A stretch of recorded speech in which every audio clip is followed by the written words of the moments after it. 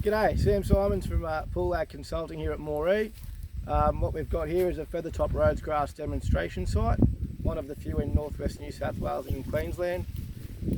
This crop here is it's come out of barley last year, so it was double cropped after harvest, given the wet conditions and the opportunity. The growers decided to jam in some sorghum, and yeah, we've got some Feathertop Rhodes grass, as you can see behind us, and we'll delve into that a bit more. So at this particular site, we started with a heavy weed seed burden. The country was taken on as a lease a few years ago in the middle of the drought, and we inherited a high population of Feathertop Rhodes grass. We've been trying to limit its seed bank, and it had made some inroads over the last couple of years. But the last year being so wet, we did end up with Feathertop emerging in late spring, and as such we harvested a barley crop, and there was established Feathertop there. It was always going to be problematic trying to get on top of established Feathertop going to a summer crop, and that was never the plan. The intention was to fallow this through to next winter to give us another summer to go hard at Feathertop, and we were going to utilise things like residual herbicides, some strategic cultivation and things like that. So once the decision to double crop it to sorghum was made, I ran through some of the options with the grower about how we can potentially mitigate some of the Feathertop burdens. What we did, we brought in the row spacing to 1 metre solid. Normally here we'd be single skip or even double skip, but we brought that in to provide a bit more crop competition and bumped up the plant population for two reasons. One, planting into a thick barley stubble is going to always make it tricky to establish. So we dropped 9.5 seeds a metre to try to get sort of 7 to 8 up, and try to fill that space. As it's turned out, it is still a bit gappy despite rain after planting, and it hasn't quite provided the competition we need. In reality, with this heavy seed burden, you'd need to go to nearly 20 inch to be effective under this high pressure. So apart from crop competition, we looked at splitting the dual gold applications. So that does two things. It tries to get longer control by splitting your level of activity on multiple Feathertop emergences, and spreads your risk on getting rain to wash it in. So we did some pre-plant and we did some in crop ahead, and both got good rainfall after it. There's really not much you can do when you've got a high level of Feathertop in sorghum to eliminate it if you get a summer that's conducive to Feathertop. Some people have been able to effectively use chaff decks, but that does rely on the Feathertop being fresh at the end of the season, and all you're doing is limiting it to your wheel tracks. It's still not really fixing the problem, but it gives you a better crack at it going forward.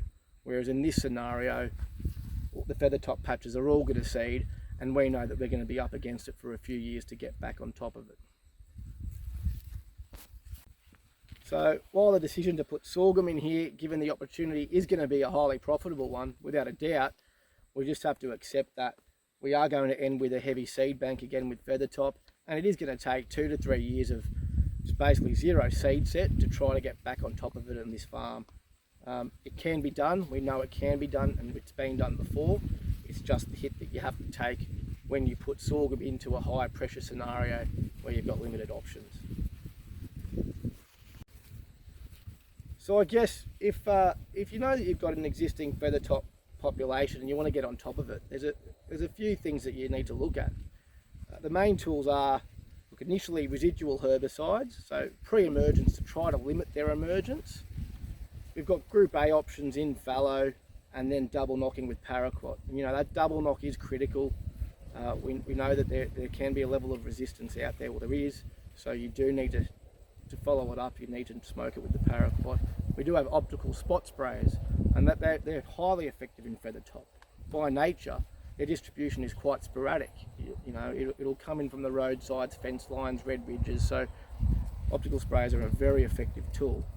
Apart from that, you've got to look at your crop sequence, and as we've discussed already, you try to avoid scenarios where you've got very limited options, sorghum being one of them. You limit the sorghum to your cleaner country. We've got cereals, and you can use some of the pre-emergence in cereals. That there is some data out there that shows suppression of that Feathertop emergence in spring. So in those wet years, that can actually make a fair difference on how you end at harvest. The challenges are going to be in those wetter years where you've got a September emergence and you're harvesting with an existing feathertop crop, but that doesn't often happen. When it does, you just got to be very diligent to make sure that you get that post-harvest spray on, a good knockdown with a Group A ideally if you can, and then you double knock it with the paraquat, and at that point you can inject your residuals, and that should get a head start on further emergences through November through to January.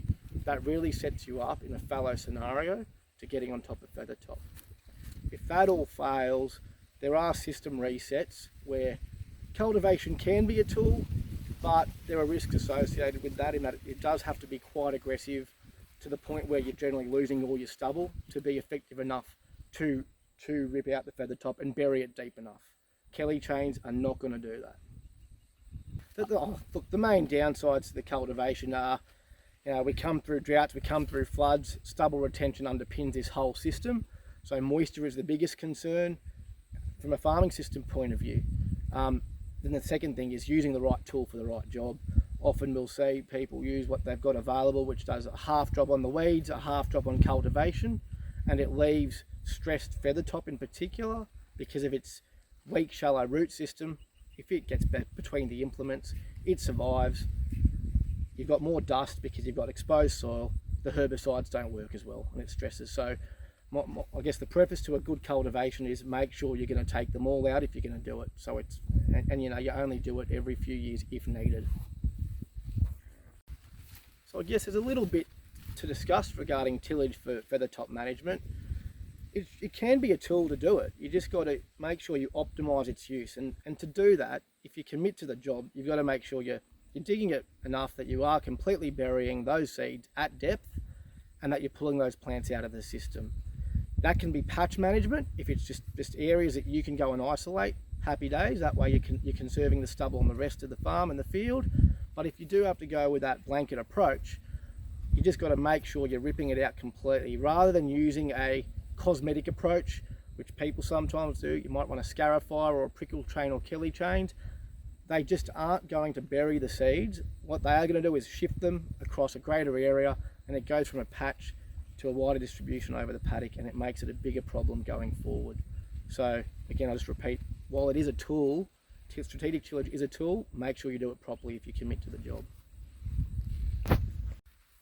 One of the biggest challenges in years like what we've just had with feathertop management are the scenario where we've got a suite of weeds, grasses and broadleaf weeds, that are all up, quite challenging to control in one pass. And so you end up considering which one do I target? Is it the grasses or the broadleaf weeds? If you're going to optimise your grass control, you know you're going to leave some broadleaf weeds behind, and vice versa. If you put a phenoxy in with your glyphosate application, if that's your first pass, you're going to antagonise your grass control.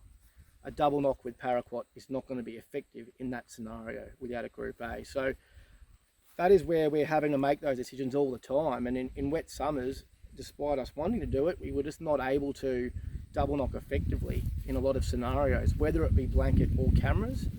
In that case, what happens is you kill a portion of the Feathertop Rhodes grass, but some of them do recover under those wet conditions, and you then find yourself in a constant battle trying to kill it progressively through the summer. And it is hard to get on top of unless you get a dry spell where you can hit it multiple times. In our experience, once you half kill feathertop, it's very hard to kill properly, and it's often just a band-aid with those paraquats in optical sprayers till you get to winter crop planting, and you now then know at that point that you're going to have that issue in spring and summer next year because you haven't actually got on top of it for that summer. One of the other challenges with Feathertop Rhodes grass are just that it is a grass that does seem to stress quite quickly in the summer. Button grass and barnyard grass are, in that same realm where you really need to be spraying young seedlings before they're tillering when conditions are soft. And as we know, we just don't often end up with those conditions in summer, and those windows can be quite narrow, just after rain, mornings, later on. And because of that, we see that level of stress where herbicide uptake is limited, particularly with the Group A's. And so we just don't get the level of efficacy that we would hope to out of our herbicides at times in peak summer. That does make it challenging to get on top of. That adds extra pressure on that double knock of paraquat to make sure that you get those feathertop plants that haven't quite taken on that herbicide in the first pass. That paraquat is really critical to try to get on top of them, as well as delaying resistance. It helps get on top of those ones that was more stressed at the time. The other challenge with the feathertop is that it often emerges first, coming in from your headlands, fence lines, stock routes, and on your lighter country. So our timing is hard to get right unless you're traveling it all the time with optical sprayers. So it stresses quickly in those conditions, as well as we can get dust inactivation at times. So it's just another challenge when you've got different soil types in the one paddock and different patches of distribution. So some of the residual options that we're currently using in fallow are, based on imazapic, isoxaflutol, dual gold. They all have different strengths. Often we'll combine two just to increase the spectrum of weeds that we're controlling. For example, imazapic, it might be stronger on barnyard grass than isoxaflutol, and so they've got different levels of solubility, persistence. Some wash off stubble a bit easier than others, so we're really spreading our risk across the base, as well as trying to keep crop rotation options where possible. We don't want to close our options out of anything, and often you've got different soil types with different pHs in the one paddock, so it's a balancing act to work out what your biggest weed burden problem is, targeting that and spreading your risk on what herbicides you use. Pendimethalin and dual gold are fantastic, but they are reliant on the rainfall to activate and to work effectively, and timing is very important. If you get 60 days of dry weather after those herbicides, efficacy is certainly dropping significantly and you do lose some persistence.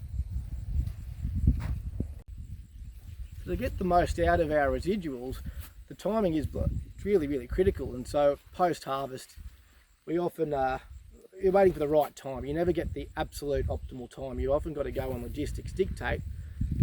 In a perfect world, you would go after harvest before that first significant fall of rain. Now, to get the most out of it, you do need to keep your water rates up.